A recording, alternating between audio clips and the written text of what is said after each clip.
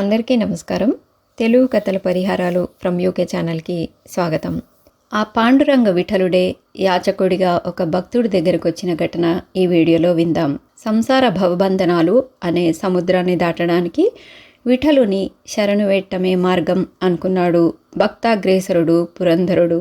తంబుర మీటుతూ ఎన్నో గేయాలను రచించిన వాగ్గేయకారుడాయన. పరమ భక్తుడు, సంగీతజ్ఞుడిగా అజరామరంగా నిలిచిపోయిన పురంధరుడు. పురంధరదాసు అసలు పేరు శ్రీనివాసులు. తండ్రి వరదప్ప. ఆయన వజ్రాల వ్యాపారి. తల్లిదండ్రులు వెంకటేశ్వర స్వామి భక్తులు. పుత్రుని గారాభంగా పెంచుకున్నారు.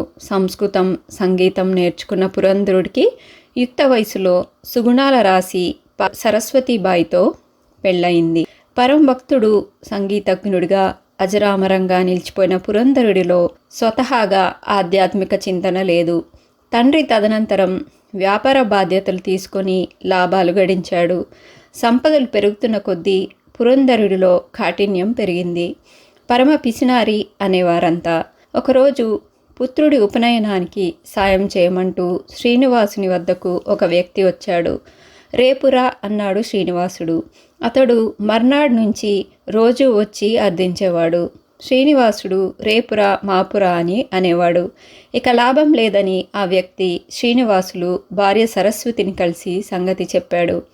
ఆమె తన వజ్రపు ముక్కెరను తీసి అతనికి ఇచ్చింది. అతడు దాన్ని శ్రీనివాసుడు వద్దకే అమ్మడానికి తీసుకెళ్లాడు. అది తన భార్యదేనని గ్రహించాడు శ్రీనివాసుడు. సేవకుని ఇంటికి పంపి భార్య ముక్కెరను తెమ్మని పంపాడు.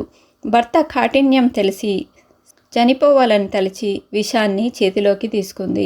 విషం స్థానంలో ఆమె ముక్కర ప్రత్యక్షమైంది.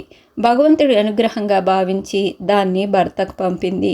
ఆశ్చర్యపోయిన శ్రీనివాసులు తక్షణం ఇంటికెళ్ళాడు.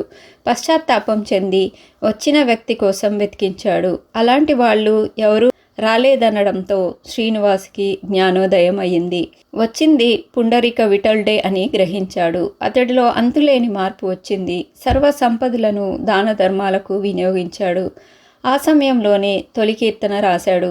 30 సంవత్సరాలు భగవంతుడి పట్ల నమ్మకం లేక కాలం వృధా చేస్తూ ప్రాపంచిక సుఖాల కోసం పాకులాడినందుకు చింతించాడు.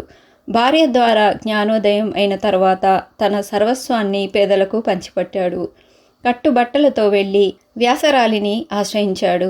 ఇక నిరంతరం హరినామ జపమే. దేశం నలుమూలలా తిరుగుతూ ఎన్నో తీర్థాలు, క్షేత్రాలు దర్శించాడు. తత్వబోధలతో సంకీర్తనలు ఆలపించాడు. సత్యధర్మ తీర్థులు శ్రీనివాసుడు పేరును పురంధరదాసుగా మార్చారు.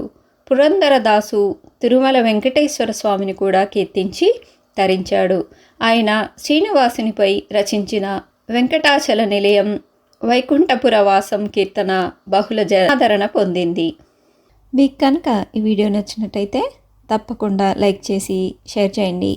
మరిన్ని ఆసక్తికరమైన వీడియోల కోసం ఈ ఛానల్ని సబ్స్క్రైబ్ చేసుకొని బెల్ ఐకాన్ క్లిక్ చేయడం మర్చిపోకండి. సర్వే జన సుఖినో భవంతు. Thanks for watching.